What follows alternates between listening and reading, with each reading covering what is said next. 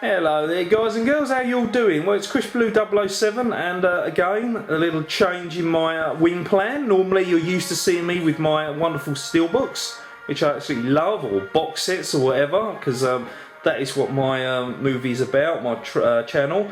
But also you notice that every now and again there's a lovely bust that appears from Sideshow on my videos as well. Well, here we go, here's another one for you. Can you guess who it is? This is Medusa, that's right, from you'll notice obviously not depicting the identical image from the Clash of Titans movies, but of the same design. And this is made by Arh Studios in conjunction with Sideshow Collectibles, who are pretty much the only people I will buy from because I think they're absolutely fantastic in the detail and paint job. So there we go, this is Medusa, the lady with the living hair. Snakes, turns people to stone, and this is an absolutely wonderful piece. It was sold out 3 months. I put myself on the waiting list by Sideshow and they're like, not going to get it. I know I'm not going to get it. And then an email come up saying, would you like it? And I said, yes, please let me have it. And then they said, I will send it off to you, but we've got to tell you it's got £130 shipping fee. And I thought, oh my god, why is it so expensive? The reason why it's so expensive is that box blocking my hallway. Can you see it there? It's absolutely massive. It's got to go in the garage in a minute. It's absolutely gigantic. It's completely filled up the corridor no one can get by at the moment. So a midget or two, I can fit inside it. But anyway, this is the quarter scale 25-inch high Medusa. Stunning as it is. Here we go, zoom out, look at that, look at that. How much detail have we got there? How many things do I have to go through as quickly as possible in this video before you get bored? Quite a lot. This is number 309 out of 1500 on limited. It certainly is limited because it sold out so quickly and I didn't think I'd get hold of one. And obviously it depicts the story of Medusa, who got turned to stone by Aphrodite in the temple for cheating on her.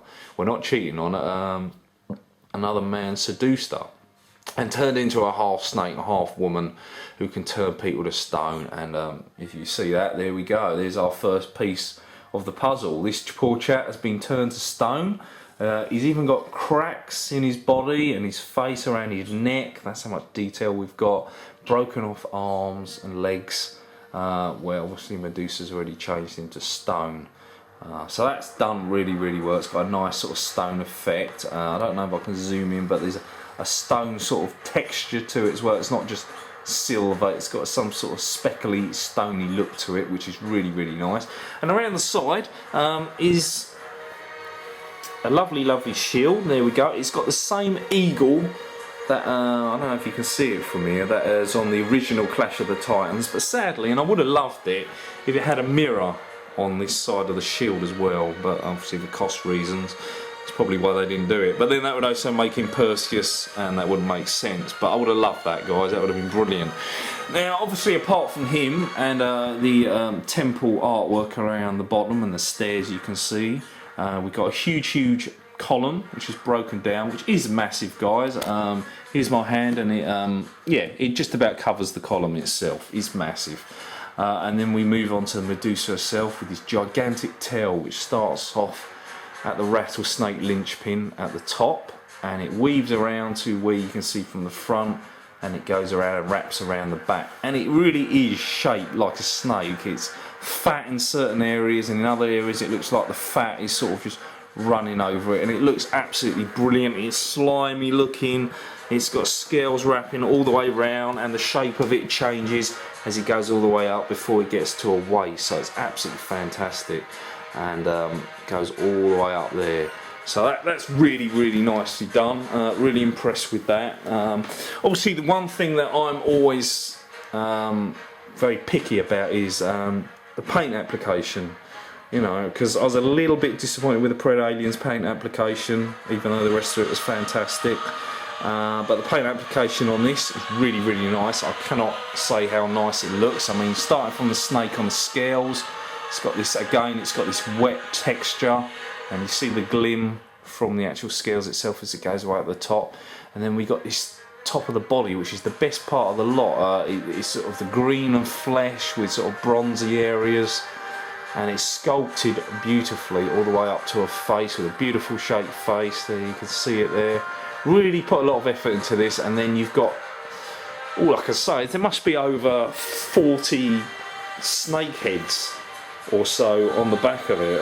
They're all over the place, and I was worried because I've seen a video on my mate No Gears 1 originally had one with a head broken, which obviously he's now managed to get swapped over, but I said 40 snakes, there's probably about 60 on it. There's so many, and each one has got its mouth, it's got its eyes painted on, and it's just wonderful. And I was so glad that none of them were broken off, because that was the one bit when I saw the slightly bashed in box over there. It's got a few dents in it I was worried about, but the packaging was so well done that I didn't have to worry after all. So obviously, after going to the head, she's got this beautiful bow, which is obviously on a magnet hand, which attaches, and it's got a string bow to it.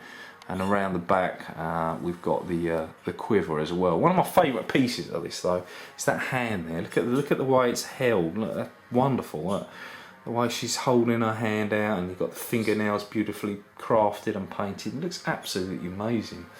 And then obviously you've got the belt where waist is. Now that's the magnet which holds the top of the body to the snake body, both removable, and leads all the way up to the top. Other parts, you know, whole body has got scales around the arms, at the top of the arms, and sorry about the lighting, guys. I'm trying to do it on natural light, but we've got scales going all the way up her back as well. I hope that's coming into video show, so you get the snake heads everywhere, but that looks absolutely awesome as well. Absolutely love that bit in a darker scale, and moving all the way to the back piece as well. Lots of people know about this, but it's got magnetic breastplates which are removable, which show off her boobies underneath, but I kind of think they look a bit tacky when they're off. I think they look much nicer when they're left on, because the actual bra armour sort of looks like it's really, I mean, they're just plastic, these things, but they got a magnet inside which holds them up. But they're painted so nicely that it actually looks like a jade stone. It looks really, really awesome. It's shiny, it's metallic, it's jadey texture, and the same goes for the bronze bits going around them, and they look really awesome. And without them, it doesn't look nowhere near as good. It looks a bit of a tacky sort of statue then, so my choice is obviously to keep them on rather than have them taken off. But for some of you guys, I'm sure you probably like them off. Obviously with the face, excellent sort of sculptured face, really beautiful. Really well done with the lips. You've even got lines going down the top of the lips as you would in a normal human. The eyes, look at the eyes. Snake eyes with the red going around them too, and beautifully painted eyebrows. They've done this brilliantly, guys. This has been painted top notch. I'm really, really pleased with it. It's one of my favourites in my collection now. I think my Alien Warrior maquette is still my favourite. It's got such an awesome paint application and design, but this is close to it, as is really, really close. This is my Predator bust. Absolutely awesome. Plus, I'm a fan of big items, you know. So things like this is exactly what I like. I love 1/4 inch scale, I love 1/2 inch scale if I can afford them. They're so expensive, and obviously 1-to-1 life-size busts. So at the moment, obviously, I'm trying like crazy to try and save up and get myself the Darth Vader bust while it's available, or when it becomes available again, because it's coming back into stock. And also the, I think it's half scale, it's about 35 inches high, Avatar Nefertari statue as well, and obviously there's a Boba Fett lingering around, and there are others. The list can go on and on. Isn't that wonderful that you can have a huge list and you just want to get them all? The moment you get one, you just want to go out and you want to start saving up and get another one. But because of the prices of how much all these things cost, I can't just go out and buy another one. A couple of weeks later, they're like in the excess of £600 to £1,000 each. This one will work out about 640 with import tax, and obviously the postage I've had to pay for it. In the UK it's a straight £600, but it's out of stock everywhere, so you can't get it anyway. But this is stunning. It's big, it's huge. The paint application is exactly what I was looking for. The detail on the face and everything is all there for all of you to see. Going around from, as I always said, I don't like statues. I've noticed in the video, the Robocop, where a lot of effort is made on the front, but then when you turn it around and look at the back, there's a lot less detail and the paintwork's a little bit scabby, not as much has been done into it. Well, thankfully so far so good with all of my collection. I haven't had any that have done that, and that's mainly because of Sideshow themselves, I think, that seem to take that effort. That some people would like it on a table, some people might like it in the middle table in a room, you never know.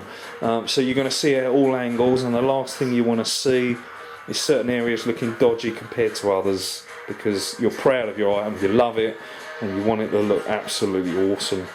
Whatever camera angle, whatever light, whatever view you're sitting down, you're going to see it there and you're going to go, wow, look at that. And I am still going, wow, look at this. It looks absolutely stunning. I love this Medusa statue. It's absolutely awesome. I can't fault it. I can find little bits which I can fault in my others, and I'm honest, because there's certain bits that I don't like. This one, I can't really do it. If I'm going to be a little bit picky, I have to say that her hand on this side is a little bit more orangey than it is on the others. But that's a minor thing. And I would have loved them to have a mirror on the actual shield itself rather than the wooden looking painted effect. But that is not something that come with it anyway, so that doesn't bother me either. But absolutely awesome, stunning piece, and thank you very much for watching. Please leave your views. I've always counted Medusa as one of my favourite all-time villains in movies, from the Ray Harryhausen original movie of '81, and obviously the newer one with Sam Worthington in it as well, even though I thought she looked a little bit too pretty in that movie. And in the future I'm sure there'll be another one that features Medusa looking at her best. And not the one from, I can't remember the name of it. It's some rubbish kids film that had a Medusa, Uma Thurman, looked absolutely terrible. But okay guys, well thank you very much for watching. Leave your comments as always, love to hear from you. Love to return the favour and reply to comments as well. And I'll chat to you all soon. Alright then guys, cheers.